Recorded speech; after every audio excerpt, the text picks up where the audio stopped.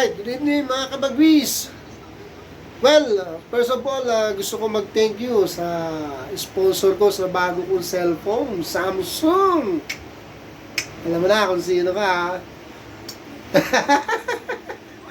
So, thank you. Ito, makapag-doon tayo na maayos. So, ito, meron tayo ngayong training, Iahabol ko dahil, alas 11 pa naman yun.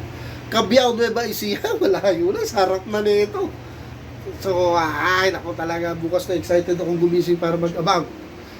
Even though masama-sama pa pakiramdam ko ngayon, pero kailangan ko magkarga, which is dyan lang naman ang aming station. WPFC FPR station dyan sa May Libis. Malapit lang dito yun. Kaya, magkakarga muna ako. Pupunta muna ako doon. Ay, kunin ko muna yung training box. O, sige, kunin ko muna yung training box, tapos mag-basket na tayo dito. Okay. Magkakarga na tayo. Ayan, nga pala, nagsingsing ako kanina ng dalawa kong bagong YB. Anak ng 11 feather natin, nandun, dalalaki na. So, ito, apat. So, sana kunin yung head natin na yun. Hindi imagine, may one night ko, pero umuwi pa rin ito ngayon, ang tigas. Sige, ako natin yan. Hindi sila titibay kung bebabyhin natin. Okay, dali. So, ito na yung apat. Live na live pa rin yung apat, wala pa rin bawas yan. Lahat yan nakakauwi pa rin.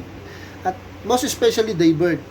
Ibig sabihin ng Daybird, diretsa ngayon, babalik din ngayong araw. Yung iba, mabalik 3 araw, 4 araw, 1 buwan, 1 linggo. Pero akin, araw na yun, kahit gano'n kalayo, umuwi sila. Halika, magkakarga na ako. Samahan niyo ako, mga kabagwis. Alright, Cabiao, Nueva Ecija. Ay, konti pa lang Wala pa may mga wala, cold. Okay, karga tayo. Alright, ayun, galing na tayo sa Libis. So, nakapag-basket na tayo. Pogi ng vlogger, Ay, ako pala yun. So, yun, mga kabagwis, aabang-abang tayo bukas. Malayo na yun. Cabiao, Nueva Ecija, malayo na yun. Hindi na biro yun. So, sana, live pa rin yung apat natin. Always live naman yung, gaya nga lang sabi ko, tsaka Daybird lagi. Good luck sa atin.